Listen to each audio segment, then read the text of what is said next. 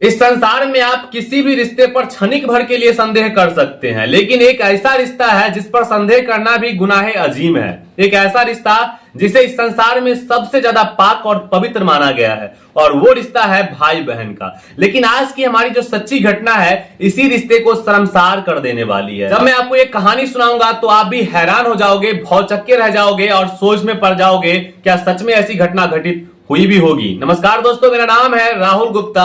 आज की सच्ची घटना जो मैं आपको सुनाने जा रहा हूं ये राजस्थान के प्रतापगढ़ की है, जहां पर 65 वर्षीय एक महिला रहती है। इस महिला के एक बेटा और एक बहुरानी है। इस महिला के पास 2 नाती और एक नतनी भी है। नाती और नतनी इस महिला के साथ रहते हैं प्रतापगढ़ में, और इनका बेटा और बहुरानी इनसे 35 किलोमीटर दूर यूपी में एक फैक्ट्री में काम करने के लिए रहते हैं, और वहां से काम करके घर की आजीविका चलाते हैं। वो लोग पैसा भेजते हैं तो घर का यहाँ पे भरण पोषण यहाँ पे हो जाता है। अब होता यह है कि घर में सब कुछ नॉर्मल चल रहा होता है। एक दिन महिला जो है अपनी नतनी से बोलती है कि तुम मेरे लिए नहाने के लिए गर्म पानी करो, जनवरी का महीना होता है। तो छोटी सी बच्ची जिसका उम्र महज 13 वर्ष है वो पतीला में पानी लेकर चल देती है और उस पानी को गैस के ऊपर चढ़ा देती है। पानी गर्म हो जाता है। मैं यहाँ पर किसी भी पात्र का आज नाम नहीं लेने वाला हूं, क्योंकि ये कहानी जिन्होंने मुझे भेजा है उन्होंने मुझसे रिक्वेस्ट किया है कि इस कहानी को बिना किसी पात्र का नाम लिए ही सुनाना है। तो मैं इसी प्रकार से आपको ये कहानी सुनाने वाला हूं।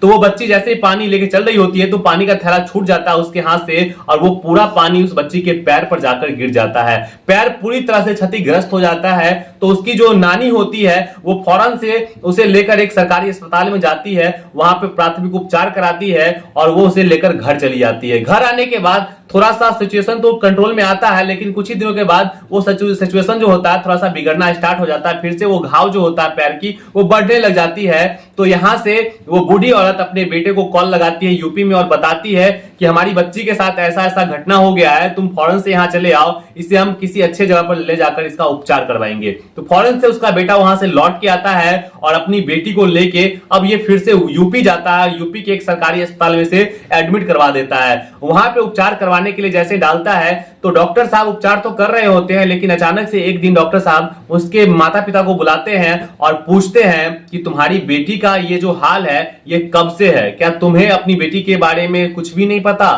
तुम्हारी बेटी के साथ आखिर हो क्या रहा है तुम्हें नहीं पता।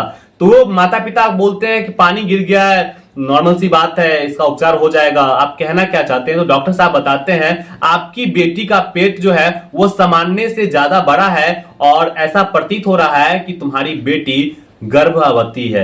और उस बच्ची का जब जांच होता है तो यह भी पता चलता है कि वो बच्ची 8 महीने की प्रेग्नेंट है। जब ये बात वो माता पिता सुनते हैं और उनकी नानी सुनती हैं, सभी लोग हैरान हो जाते हैं, भौचक्के रह जाते हैं, पैरों तले सभी का जमीन खिसक जाता है। सब सोच में पड़ जाते हैं कि हमारी बच्ची घर से बाहर कहीं जाती भी नहीं, उससे कोई मिलता भी नहीं, तो आखिर ये सब हुआ सो हुआ कैसे।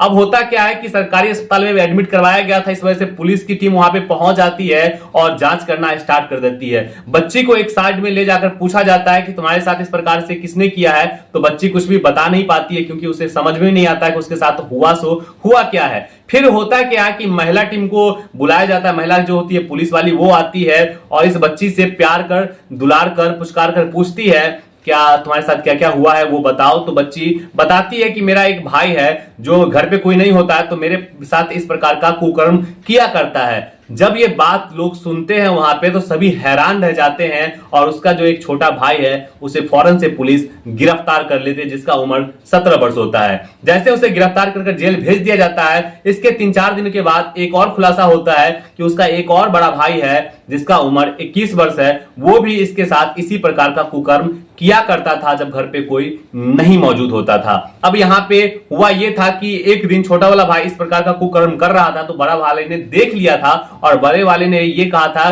कि अब मैं भी तुम्हारे साथ इस प्रकार का कुकर्म करूंगा, अगर तुमने मना किया तो मैं सबको बता दूंगा। इस प्रकार से उस बच्ची के साथ ब्लैकमेल किया गया और उसके साथ कुकर्म किया गया, और अपने ही भाई ने 13 वर्षीय बच्ची को प्रेग्नेंट कर दिया। अब यहाँ पे उसके माता पिता जो होते हैं वो कोर्ट से दरख्वास्त करते हैं कि इस बच्ची का जो है अबॉर्शन करवा दिया जाए, क्योंकि ऐसे बच्चे को समाज हमारा एक्सेप्ट नहीं करेगा और इस बच्ची को हम किस प्रकार से मतलब रखेंगे अपने घर में, इसका विवाह करना भी बहुत मुश्किल हो जाएगा। तो कोर्ट यहाँ पे सख्त आदेश देती है कि इस बच्ची का अबॉर्शन नहीं हो सकता एट एनी कॉस्ट, क्योंकि इस बच्ची का जो पेट में बच्चा पल रहा है वो अब 8 महीने का हो गया है। निचली अदालत से लेकर सुप्रीम कोर्ट के दरवाजे को भी खटखटाया गया, लेकिन सभी ने एक सुर में यही कहा कि अबॉर्शन नहीं हो सकता, इस बच्ची को बच्चा जन्म देना ही पड़ेगा। ये बात जब सुप्रीम कोर्ट तक जाती है तो ये बात पूरे भारतवर्ष में आग की तरफ फैल जाती है। जहां जहां तक जिसने भी सुना सब हैरान हो गए, सोचने में मजबूर हो गए, क्या एक भाई भी ऐसा कुकर्म कर सकता है।